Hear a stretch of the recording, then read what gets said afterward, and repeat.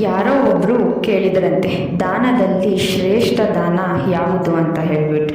ಆಗ ಶ್ರೀಕೃಷ್ಣ ನಗುತ್ತಾ ಹೇಳ್ತಾರಂತೆ, ಬಲಿ ಚಕ್ರವರ್ತಿಯು ದಾನಗುಣದವನಾಗಿದ್ದರೂ ಸಹ ಪ್ರಪಂಚವನ್ನೇ ಗೆಲ್ಲಬೇಕು ಎನ್ನುವ ಸ್ವಾರ್ಥ ಅವನಲ್ಲಿತ್ತು.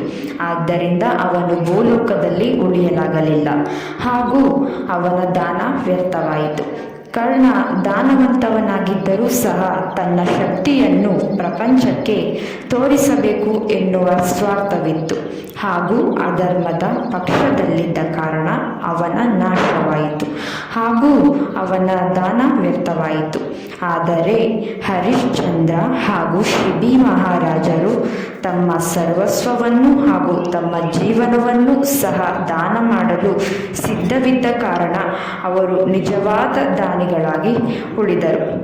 ಕೃಷ್ಣ ಸಂದೇಶ ಊಹೆಗೂ ನಿಲುಕದ್ದು. ಅದನ್ನು ಅಳವಡಿಸಿಕೊಂಡರೆ ಬದುಕೇ ಬಂಗಾರ.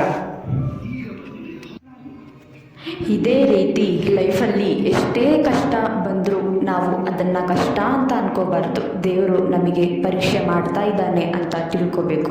ಯಾಕಂದರೆ ಆ ಪರೀಕ್ಷೆ ತುಂಬ ದಿನ ಇರೋದಿಲ್ಲ. ಪ್ರತಿಯೊಬ್ಬರಿಗೂ ಆ ದೇವರು ಕಷ್ಟ ಯಾವ ರೀತಿ ಕೊಡ್ತಾನೋ ಮುಂದಿನ ದಾರಿನೂ ಅವನೇ ತೋರಿಸ್ತಾನೆ.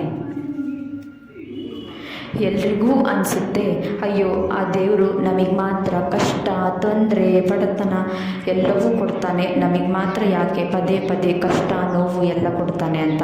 ಆದರೆ ಪದೇ ಪದೇ ನಿನಗೆ ಕಷ್ಟ ಬರ್ತಿದೆ ಅಂದರೆ ಅಲ್ಲೇ ಅರ್ಥ ಮಾಡ್ಕೋಬೇಕು, ದೇವರು ನಮಗೋಸ್ಕರ ಯಾವುದೋ ದೊಡ್ಡನ್ನೇ ಮಹಾ ತಿರುವನ್ನೇ ನಮ್ಮ ಜೀವನದಲ್ಲಿ ತರ್ತಿದ್ದಾನೆ ಅಂತ. ಕೊನೆಯದಾಗಿ ಹೇಳೋದಾದರೆ, ಚಿಂತೆ ಮಾಡೋದನ್ನು ಮೊದಲು ಬಿಡಬೇಕು. ನಾವು ಯಾರಿಗೆ ಬೇಕಾಗಿದ್ದೇವೋ ಅವರಿಗೋಸ್ಕರ ನಾವು ಬದುಕಬೇಕು, ಜೀವಿಸಬೇಕು, ಬದುಕೋದನ್ನು ಕಲಿಬೇಕು. ದೇವರಲ್ಲಿ ನಂಬಿಕೆ ಇದ್ದರೆ ಸಾಕಲ್ವಾ.